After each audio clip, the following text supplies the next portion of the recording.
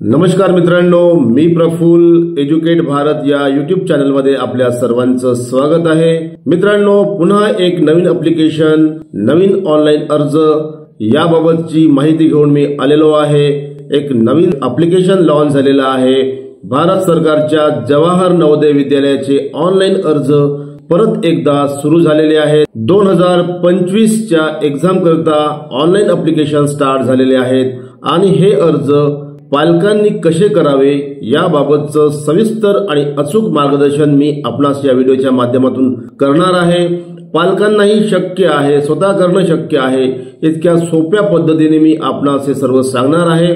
आपणास माझी विनंती आहे की जर आपण या चॅनलला पहिल्यांदा आला असाल किंवा यापूर्वीही आला असाल आणि या चॅनलला आपण सबस्क्राइब केलं नसेल तर अवश्य चॅनलला सबस्क्राइब करावं, व्हिडिओला लाईक करावं आणि हा व्हिडिओ सर्वांना शेअर करावा।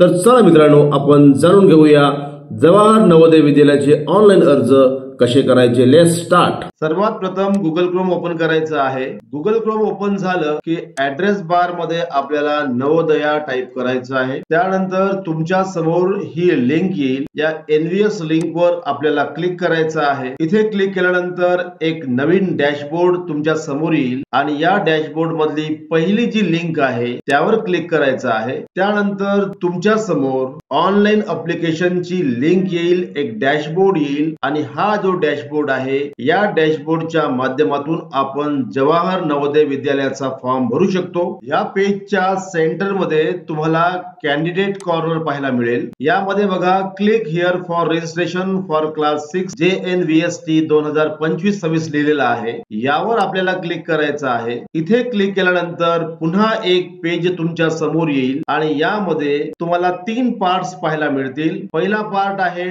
डेट्स बाबत। 16 सप्टेंबर 2024 पर्यंत आपल्याला ऑनलाईन अर्ज करता येणार आहे। मधला जो पार्ट आहे ज्यामध्ये आपल्याला ऑनलाईन ॲप्लिकेशन करायचं आहे, त्यानंतर राईट साइडला इम्पॉर्टंट इन्फॉर्मेशन दिलेले आहेत आणि या ठिकाणी क्लिक हिअर टू डाउनलोड अशी एक लिंक आहे। या लिंक वर आपल्याला क्लिक करायचं आहे। इथे क्लिक केल्यानंतर एक फॉर्म तुमच्या स्क्रीनवर येईल। तो फॉर्म महत्वाचा आहे। हा फॉर्म आपल्याला भरायचा आहे। या फॉर्मची अगोदर आपल्याला प्रिंट काढून घ्यावी लागेल। त्यासाठी डाउनलोड या बटनचा आपल्याला वापर करता येईल। संपूर्ण फॉर्म अचूकपणे वाचून घ्यायचा आहे आणि या फॉर्म मध्ये प्रत्येक इन्फॉर्मेशन अत्यंत अचूक भरायची आहे। यामध्ये आपल्याला विद्यार्थ्याचा एक पासपोर्ट पेस्ट करायचा आहे। यावर्षी जवाहर नवोदयाच्या फॉर्म मध्ये एक नवीन बदल झालेला आहे। आपणास माहितच असेल की भारत सरकारचं युडायस पोर्टल आहे आणि या युडायस पोर्टलच्या स्टुडंट मॉड्यूल मध्ये सर्व विद्यार्थ्यांना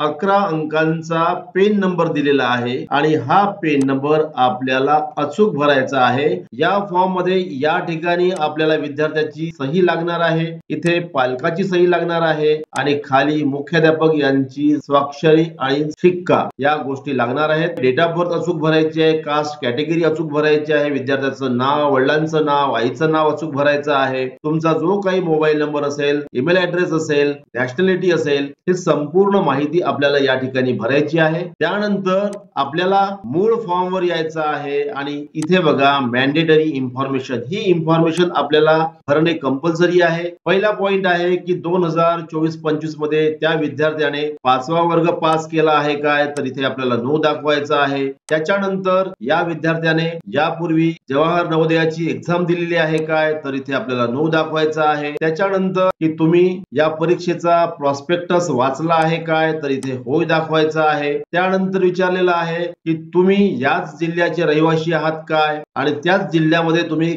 वर्ग 5वा शिकत आहात काय, तर इथे होय करायचा आहे। त्यानंतर तुम्ही जे प्रपत्र किंवा जो फॉर्म अपलोड करणार आहे त्याच्यावर मुख्याध्यापक यांची सही आहे काय, इथे होय दाखवायचा आहे। की तुम्ही 2024-25 मध्ये 4था वर्ग प्रमोट होऊन 5व्या वर्गामध्ये आलात काय, तर इथे आपल्याला यस दाखवायचं आहे। आणि नंतर do you have Aadhaar number, yes किंवा नो। जर विद्यार्थ्यांकडे आधार नंबर असेल तर आपण इथे यस दाखवू शकता आणि आधार नंबर जर असेल तर इथे तुम्हाला त्या विद्यार्थ्याचा आधार नंबर एंटर करावा लागेल आणि नसेल तर तुम्हाला नो दाखवून पुढे जाता येईल। इथे मी विद्यार्थ्याचा आधार नंबर एंटर करतो आहे। आधार नंबर एंटर केल्यानंतर आपल्याला सबमिट या बटनवर क्लिक करायचं आहे। त्याच्यानंतर तुम्हाला एक ओटीपी आला काय याबद्दलचा प्रश्न विचारला जाईल। जर ओटीपी आला असेल तर यस म्हणायचं आहे आणि इथे ओटीपी आपल्याला एंटर करायचा आहे आणि सबमिट वर क्लिक करायचं। आणि जर ओटीपी आला नसेल तर नो वर क्लिक करायचं आहे आणि सबमिट वर क्लिक करायचं आहे आणि पुढे जायचं आहे। आणि मग या ठिकाणी आपल्याला रेसिडेन्शियल सर्टिफिकेट अपलोड करावं लागेल। हे रेसिडेन्शियल सर्टिफिकेट एकतर तुमच्याकडे डोमिसाइल सर्टिफिकेट असेल तर डोमिसाइल सर्टिफिकेट तुम्ही अपलोड करू शकता आणि जर डोमिसाइल सर्टिफिकेट नसेल तर तुमच्या वडिलांचा जो आधार कार्ड आहे ज्यावर ऍड्रेस नमूद केलेला आहे तो तुम्ही या ठिकाणी अपलोड करू शकता। आणि जर तुमच्याकडे ओटीपी आला असेल तर इथे यस दाखवायचं आहे, ओटीपी एंटर करायचा आहे आणि मग तुमचं आधार ऑथेंटिफिकेशन होईल। सबमिट वर क्लिक करायचं आहे। मग आपण एक सेकंड पेजला जाऊ। सगळ्यात पहिला प्रश्न आहे की तुमचा 2024-25 मध्ये जर तुम्ही 5व्या वर्गामध्ये शिकत असाल तर तुमचं राज्य कोणतं आहे। आपण महाराष्ट्र सिलेक्ट करणार आहोत। तुम्ही कुठल्या जिल्ह्याचे रहिवासी आहेत तर आपण गडचिरोली एंटर करणार आहोत। इथे बघा ऑटोमॅटिक महाराष्ट्र आणि गडचिरोली लिहून आलेलं आहे। त्याच्यानंतर तुम्ही कोणत्या तालुक्यामध्ये 5व्या वर्गात शिकत आहात त्या तालुक्याचं नाव एंटर करायचं आहे। त्यानंतर तुम्ही ज्या शाळेमध्ये शिकत असाल त्या शाळेचं नाव या ठिकाणी तुम्हाला एंटर करायचं आहे। त्याच्यानंतर विद्यार्थ्यांचं नाव ऑटोमॅटिक आलेलं आहे। इथे पालकाचा मोबाईल नंबर एंटर करायचा आहे। डेट ऑफ बर्थ या ठिकाणी आलेली आहे। ही जी डेट ऑफ बर्थ आहे ही डेट ऑफ बर्थ आधार वरून आलेली आहे कारण आपण आधार ऑथेंटिफिकेशन केलेलं आहे। त्यामुळे आधार वरून त्या विद्यार्थ्याचं नाव आलेलं आहे, त्याची डेट ऑफ बर्थ आलेली आहे। जर तुमच्याकडे ईमेल आयडी असेल तर ईमेल आयडी एंटर करता येईल। त्याच्यानंतर तुम्हाला इथे आईचं नाव एंटर करायचं आहे। वडिलांचं नाव ऑटोमॅटिक आलेलं आहे। त्याच्यानंतर इथे पालकांचं नाव तुम्हाला एंटर करता येईल, त्यांचं रिलेशन एंटर करता येईल। इथे नॅशनॅलिटी ऑटोमॅटिक आलेली आहे आणि पुढे आपल्याला आयडेंटिफिकेशन मार्क दाखवायचा आहे। त्याचं जेंडर ऑटोमॅटिक आलेलं आहे। या ठिकाणी आपल्याला कॅटेगरी सिलेक्ट करायची आहे। ऍड्रेस ऑटोमॅटिक आलेला आहे, पिन कोड आलेला आहे आणि त्यानंतर इथे जे मीडियम आपल्याला हवं आहे ते मीडियम आपण या ठिकाणी एंटर करू शकता। त्याच्यानंतर जर विद्यार्थी दिव्यांग असेल तर तुम्हाला इथे सिलेक्शन करता येईल। त्याच्यानंतर जर दिव्यांग असेल तर पर्सेंटेज एंटर करता येईल। विद्यार्थी ज्या धर्माचा असेल तो धर्म एंटर करायचा आहे। आधार नंबर ऑटोमॅटिक आलेला आहे आणि त्यानंतर आपल्याला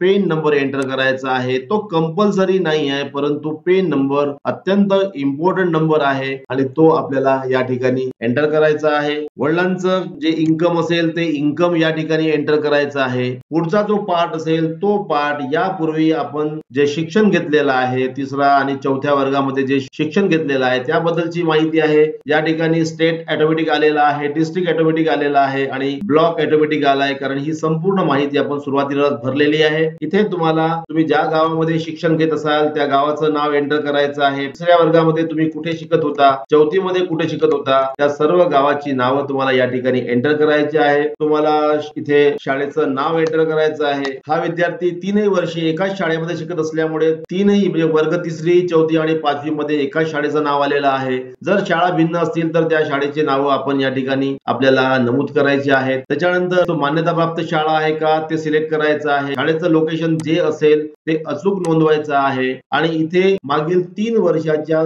संपूर्ण माहिती या ठिकाणी आपल्याला ऑटोमॅटिक आलेल्या पाहायला मिळतील। 22-23, 23-24 आणि 24-25। आता 24-25 मध्ये तो 5व्या वर्गामध्ये आहे आणि 25 ला तो 5वा वर्ग पास होणार आहे आणि त्यामुळे इयर आणि मंथ ऑटोमॅटिक आलेला आहे। त्याच्यानंतर इथे undertaking by candidate or parent दिलेला आहे आणि ही संपूर्ण माहिती आपण ऑलरेडी फॉर्म भरताना सुरुवातीलाच नमूद केलेली होती। ती सर्व माहिती ऑटोमॅटिक या ठिकाणी आलेली आहे। ती माहिती आपल्याला एकदा तपासून घ्यायची आहे। त्याच्यानंतर आपल्याला फोटो अपलोड करायचे आहेत। आता या ठिकाणी आपल्याला विद्यार्थ्याचा फोटो अपलोड करायचा आहे।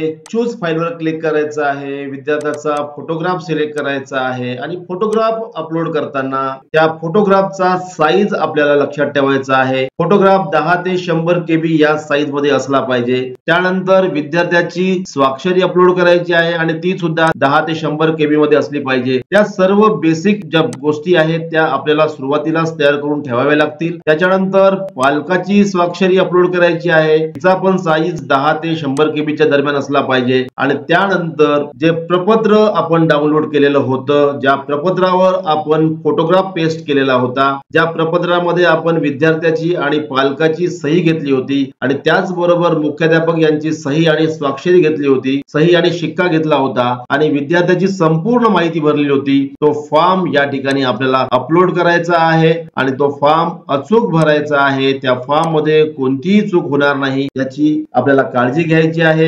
हे सर्व झालं की सेव्ह अँड प्रिव्ह्यू वर आपल्याला क्लिक करायचं आहे. तिथे क्लिक केल्यानंतर आतापर्यंत तुम्ही जी माहिती भरलेली होती ती संपूर्ण माहिती तुमच्या समोर पाहायला मिळेल, एक प्रिव्ह्यू पाहायला मिळेल आणि ती संपूर्ण माहिती आपल्याला एकदा वाचून घ्यायची आहे. विद्यार्थ्याचं नाव चेक करायचं आहे, मोबाईल नंबर चेक करायचा आहे, त्याच्यानंतर त्याचा डेट ऑफ बर्थ चेक करायचा आहे, आईचं नाव चेक करायचं आहे, त्याच्यानंतर त्याचे बाकीच्या ज्या इन्फॉर्मेशन आपण भरलेल्या आहेत, परीक्षेचं माध्यम चेक करायचं आहे, कास्ट चेक करायची आहे. सर्व चेक झाल्यानंतर आपण शाळेची जी माहिती भरलेली आहे ती सर्व माहिती अचूक आहे की नाही याची खात्री करायची आहे आणि हे सर्व केल्यानंतर एकदा फोटोग्राफ, स्वाक्षरी, स्वतःची स्वाक्षरी, विद्यार्थ्याची स्वाक्षरी आणि जो फॉर्म मुख्याध्यापक यांनी तुम्हाला स्वाक्षरी करून दिलेला आहे ते सर्व बघायचं आहे आणि मग तुम्हाला फायनल सबमिट वर क्लिक करता येईल किंवा जी माहिती तुम्ही यापूर्वी भरलेली आहे त्या माहितीला तुम्हाला जर दुरुस्त करायचं असेल तर एडिट वर आपल्याला क्लिक करायचं आहे. एक संपूर्ण माहिती आपल्याला अत्यंत